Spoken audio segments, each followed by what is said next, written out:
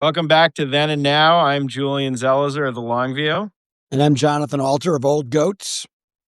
John, I've been thinking a lot about this question of what kind of coalition has President Trump actually put into place. There was a lot of talk after the election that he had this massive, enduring coalition. And so I was thinking back to Ronald Reagan, who was obviously incredibly influential and built the modern conservative coalition in his second year, second term, little different, in 1986, and where he was. And it's interesting to think Reagan had just come 2 years earlier off a massive landslide victory, 525 electoral college votes against Walter Mondale. His popularity was over 50, I think, even in the 60s at certain point in the year.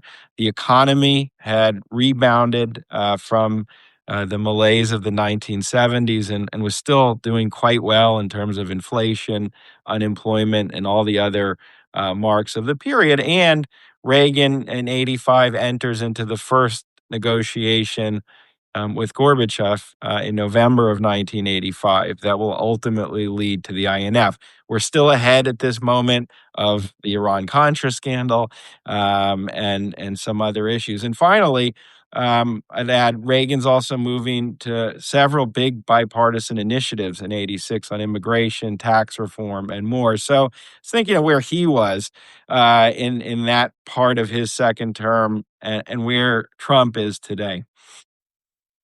Yeah, well, Reagan was much more politically popular than Trump, but he wasn't as popular as I think people remember, even though he won these two elections by margins way, way bigger than Trump's. To go back to 1982 for a second, the Yep. Republicans lost 26 seats in the House, which was already controlled by Democrats. But after that 1980 landslide, he also lost ground. And in 1986, the Republicans lost 8 seats in the Senate. This is what normally happens in midterm elections, but Democrats shouldn't get too excited about that because the electorate was more fluid then than it is now. So you'd see these shifts. And the big question is whether some of this Trump coalition that you're talking about is coming unstuck with him at 36% and people peeling off, and whether the 8 up for grab House seats, which, according to the Cook Political Report, which is a pretty small number and makes it a steeper challenge for Democrats, whether that is actually a reflection of the way things are moving in American politics, or whether it could be a 25, 30 seat shift toward the Democrats, which would be an earthquake in American politics. So right now, I'd give Democrats the edge on taking the House. I think the Senate is a little bit of an edge for the Republicans holding the Senate, but closer to a toss-up for the Senate.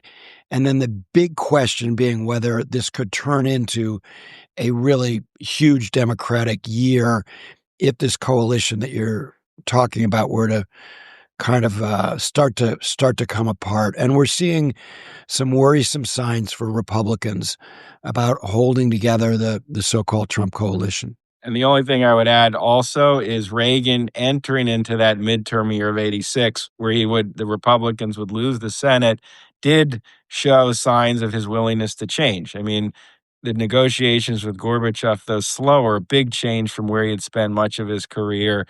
The bipartisan legislation is different than the early, much more partisan strategy. Trump gives no indications that Republicans will have any of that coming their way in the coming year. Well, we're going to see. I mean, the big thing to look for right now is what happens after the filing deadlines pass, when Republicans no longer have to worry about a primary challenge. Remember, that's what concerns them. It's not that they're in love with Donald Trump. They don't want him trashing them and supporting their primary opponent. And once those filing deadlines pass, and they're coming up in a lot of states, then we'll see whether more of these Republicans are willing to break. And then The important thing, which you just raised, is what Trump's response is to when they're breaking. So when Lauren Boebert just broke from him on Epstein, what did he do? He vetoed a bipartisan bill to help create more clean drinking water in her district in Colorado. It's probably going to be overridden, but it was a sign that Trump is an old man responding by pique and his own demons and not being very smart politically. So the big question of this year is whether that continues or whether he starts to, tack more toward where the country is.